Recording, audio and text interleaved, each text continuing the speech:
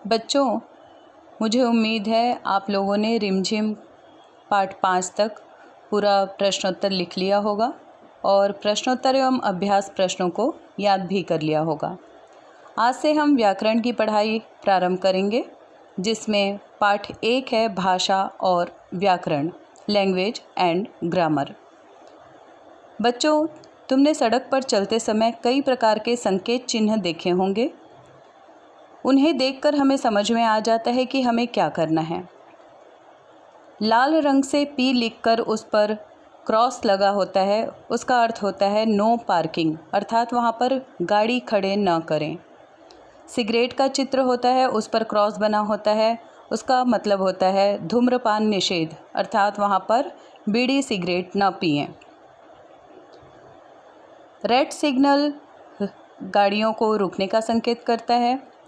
Yellow signal गाड़ियों को आगे बढ़ाने के लिए तैयार होने का संकेत करता है और ग्रीन सिग्नल गाड़ी को आगे बढ़ाने का संकेत करता है। सिग्नल पर आप लोग अपने मम्मी पापा के साथ ज़रूर रुके होंगे और सिग्नल देखकर समझ जाते हैं कि हमें करना क्या है। बच्चों, हम अपनी बात को सामने वाले तक पहुंचाने के लिए संकेतों का प्रयोग कर सकते हैं। कभी कभी संकेतों से अपनी बात दूसरों तक पहुंचाते हैं, स्पेशली पुस्तकालय और कंप्यूटर क्लास में। वहाँ पर बातें करना मना होता है, इसलिए हम इशारे का प्रयोग करते हैं एक दूसरे से बात करने के लिए। लेकिन बच्चों, क्या आपने कभी सोचा है कि संकेत का प्रयोग हम केवल तभी कर सकते हैं जब हमसे बात करने वाला व्यक्ति हमारे सामने, हमारे समक्ष हो। जब वह हमसे दूर होगा तो उससे बात करने के लिए हमें किसी माध्यम की, किसी अन्य साधन की आवश्यकता होती है और इसी कमी को पूरा करने के लिए भाषा की उत्पत्ति हुई। अर्थात भाषा वह साधन है जिसके द्वारा हम अपने मन के भाव और विचार दूसरों तक पहुंचाते हैं और दूसरों के भाव और विचार ग्रहण करते हैं। बच्चों, भाषा के 2 रूप होते हैं, क्योंकि इसका प्रयोग 2 प्रकार से होता है। पहला बोलकर और दूसरा लिखकर, अर्थात भाषा के 2 रूप हैं, पहला मौखिक भाषा और दूसरा लिखित भाषा। मौखिक भाषा में हम अपनी बात को बोलकर सामने वाले को बताते हैं, जिसे वह सुनकर समझ लेता है। इसके लिए दोनों पक्ष का परफेक्ट होना ज़रूरी है और दोनों पक्ष को उस भाषा का ज्ञान होना भी आवश्यक है। जैसे टेलीफोन पर हम अपनी बात कहते हैं और अन्य सिरे पर जो भी व्यक्ति होता है वह हमारी बात को सुनकर समझ लेता है। टेलीविज़न पर जो भी दिखाया जाता है समाचार, विज्ञापन, उसे हम देखते हैं और सुनते भी हैं। इस प्रकार से टेलीविज़न में बताई जाने वाली बातों को भी हम आसानी से समझ लेते हैं। ये दोनों मौखिक भाषा के प्रकार हैं।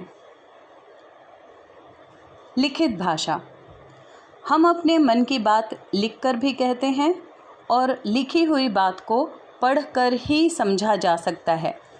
अगर किसी को भाषा ज्ञान न हो तब वह हमारी बात को, लिखी हुई बात को पढ़ नहीं पाएगा और जब पढ़ नहीं पाएगा तो वो समझ भी नहीं पाएगा।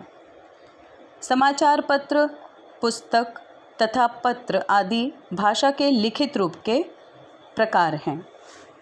समाचार पत्र में छपे हुए खबर को, सूचना को हम तभी पढ़ सकते हैं जब हम उस भाषा को जानते हों जिसमें वह समाचार पत्र छपा है।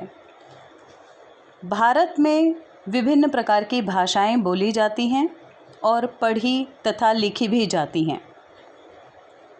इनमें हिंदी, बांग्ला, तेलुगु, मराठी, तमिल, उर्दू, गुजराती, कन्नड़, मलयालम, पंजाबी, उड़िया, असमिया आदि अनेक भाषाएं हैं।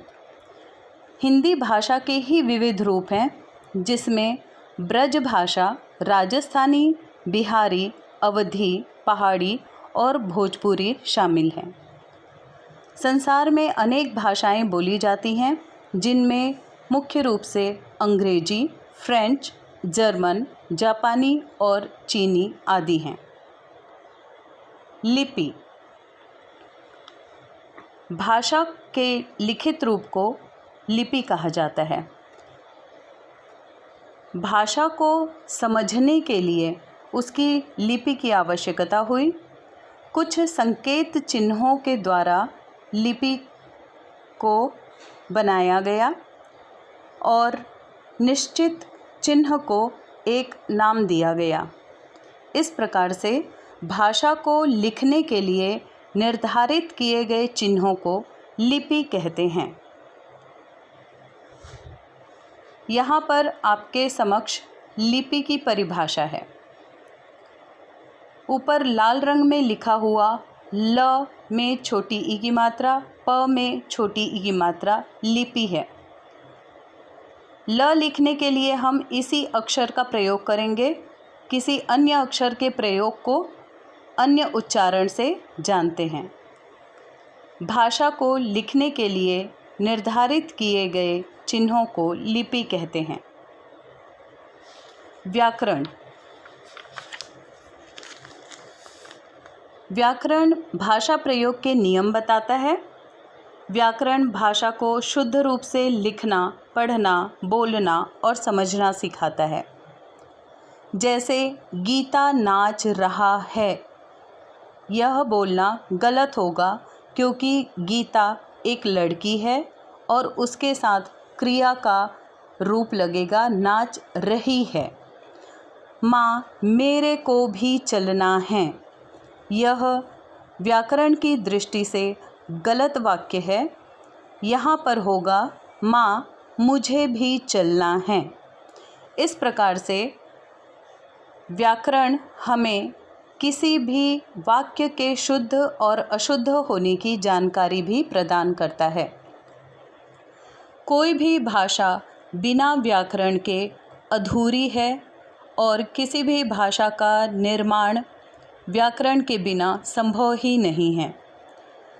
जब हमें व्याकरण की सही जानकारी रहेगी तो हम सही वाक्य निर्माण कर सकेंगे और सही वाक्य निर्माण से भाषा का सही प्रयोग कर सकेंगे। बच्चों, इस पाठ में आपने जो भी सीखा उनकी मुख्य बिंदु हैं। पहला है, भाषा विचारों के आदान प्रदान का साधन है।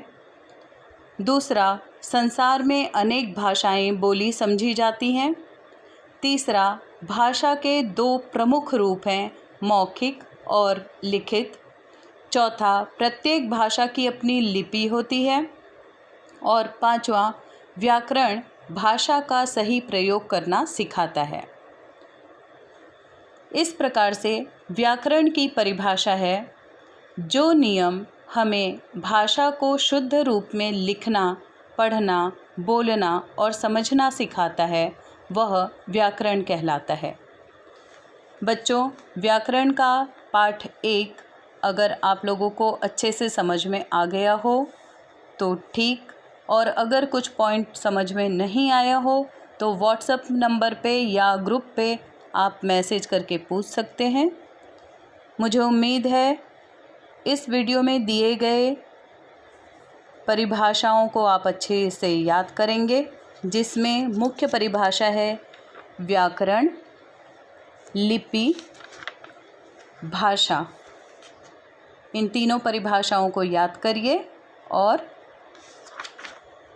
ग्रुप में दिए जाने वाले प्रश्नोत्तर को अपनी कॉपी में लिखिए।